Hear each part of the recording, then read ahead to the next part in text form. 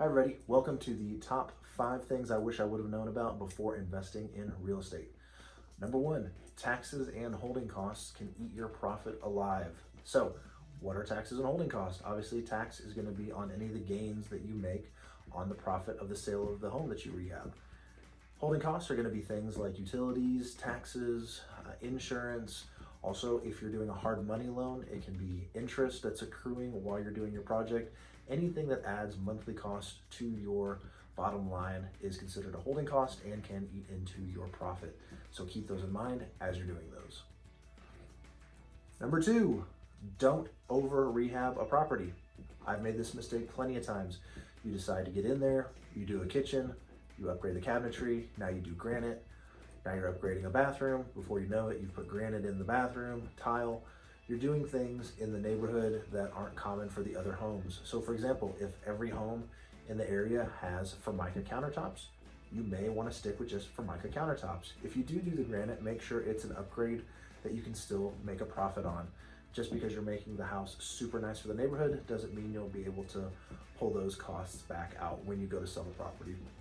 Now, that doesn't mean you should be cutting corners. You should still produce a quality home, something that's great for anybody to live in. But just make sure that you're keeping those costs in mind, because if you do over rehab a project, you may end up taking away all your profit if you can't sell it for the price that you're looking for.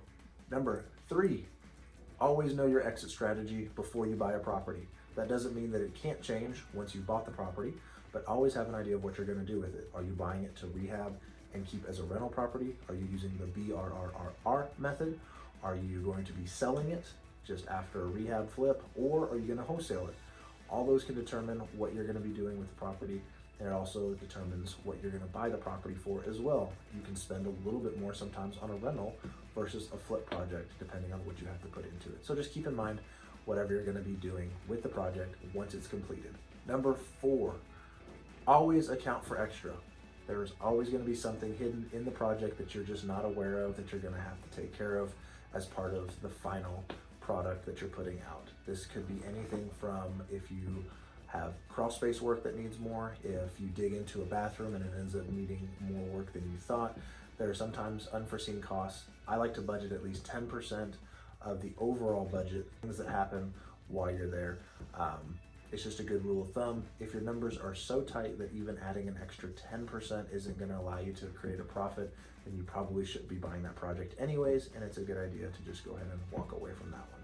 So just account for some oopses, because it's going to happen, whether it's contractors, whether it's digging into a project, longer than you expected holding costs. There's about a million things that can go wrong on a flip or a rehab, and just one of those can really eat into your bottom line. So just account for it.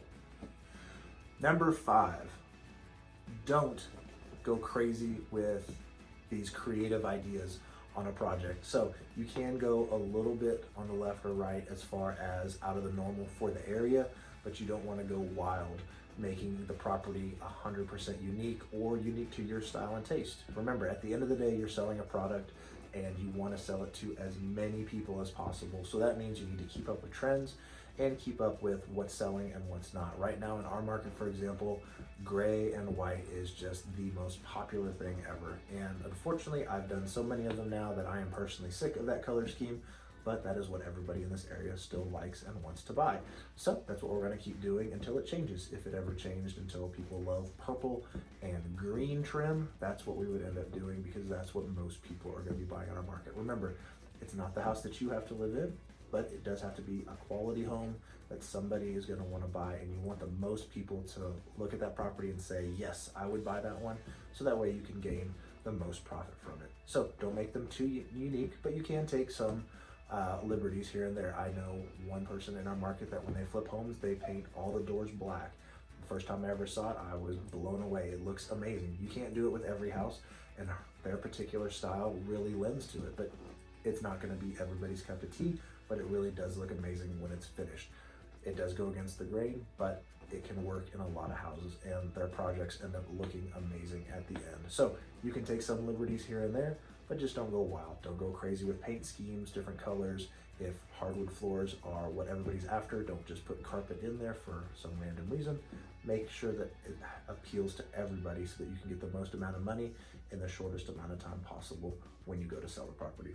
That's it. That's my top 5 things I wish I would have known before I started investing in properties, and I hope that's helpful to anybody. Feel free to reach out to us at any time. We can answer questions for you, run through deals, and if you have any current projects or any houses that you're looking to sell, just let us know. We're happy to take a look at it. See you on the next one, guys.